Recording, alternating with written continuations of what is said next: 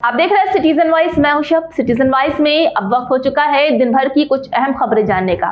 तो आइए देखते हैं क्या है आज दिन भर की अहम खबरों में। केंद्रीय मंत्रिमंडल द्वारा एक राष्ट्र एक चुनाव को लागू करने संबंधी विधेयक को मंजूरी दिए जाने के बाद बृहस्पतिवार को समाजवादी पार्टी प्रमुख अखिलेश यादव ने एक साथ चुनाव कराने के विचार को अव्यावहारिक और अलोकतांत्रिक करार दिया है। अखिलेश यादव ने एक्स पर कहा है कि एक देश एक चुनाव सही मायनों में एक अव्यावहारिक ही नहीं अलोकतांत्रिक व्यवस्था भी है, क्योंकि कभी कभी सरकारें अपनी समय विधि के बीच में भी अस्थिर हो जाती हैं। तो क्या वहां की जनता बिना लोकतांत्रिक प्रतिनिधित्व के रहेगी? इसके लिए संवैधानिक रूप से चुनी गई सरकारों के बीच में ही भंग करना होगा, जो जनमत का अपमान होगा। हम उन तमाम शहीदों को याद करते हैं जिनकी वजह से ये हमारा लोकतंत्र का मंदिर सुरक्षित रहा। मुझे याद है बहुत सारे महत्वपूर्ण नेता यहाँ पर थे, गेट पे भी कई महत्वपूर्ण नेता थे।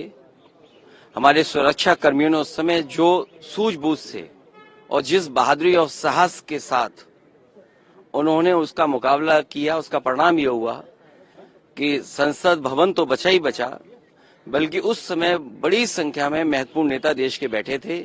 उन सबको बचाया जा सका और देश पूरा आतंकवादियों के हवाले हो जाता। मुझे याद है सबसे पहले जो महिला कांस्टेबल थी कमलेश कुमारी, उसके देखने के बाद सभी सुरक्षा कर्मियों को पता लग गया था कि यहाँ पर ऐसी घटना कोई होने जा रही है। वो मेरे कन्नौज क्षेत्र की थी। उसको जब सरकार की तरफ से पेट्रोल पंप दिया गया तब मैं उसके परिवार से मिला।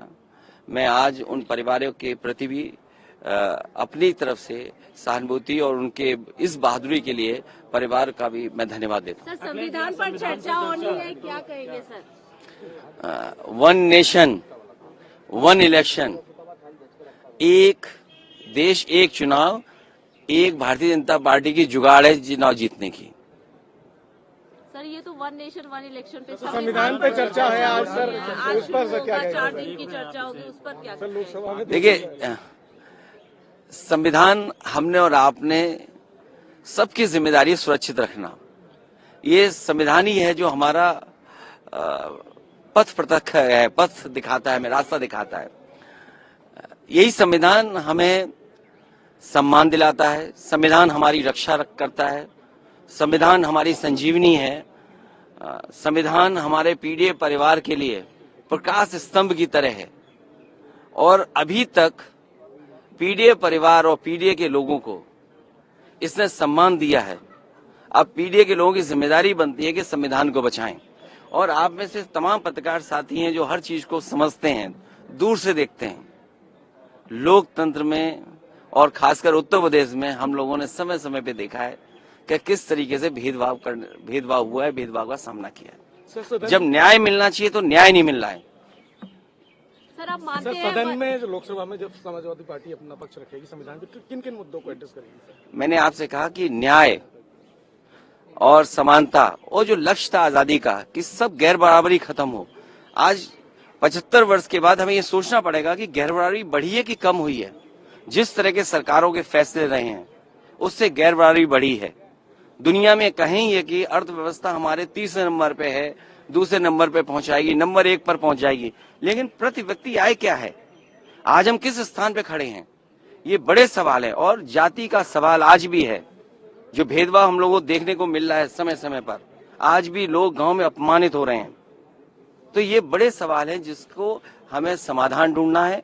हमारा लोकतांत्रिक देश समाजवादी रास्ते पे चले, सेक्युलरिज्म और मजबूत हो। जब डेमोक्रेसी हमें पॉलिटिकल आजादी देती है, सेक्युलरिज्म हमें ये आजादी देती है हम किसी भी धर्म को माने, धर्म की आजादी मिलती है। और सोशलिज्म हमें आर्थिक आजादी का सपना देखने का मौका देती है। इन तीनों की मजबूत करके ही हमारा देश मजबूत हो। तो थी आज दिन भर की अहम खबर। ताजा खबरों की अपडेट के लिए जुड़े रहिए हमारे साथ सिटीजन वॉइस पर। हमारे चैनल को लाइक, शेयर और सब्सक्राइब करना ना भूलें।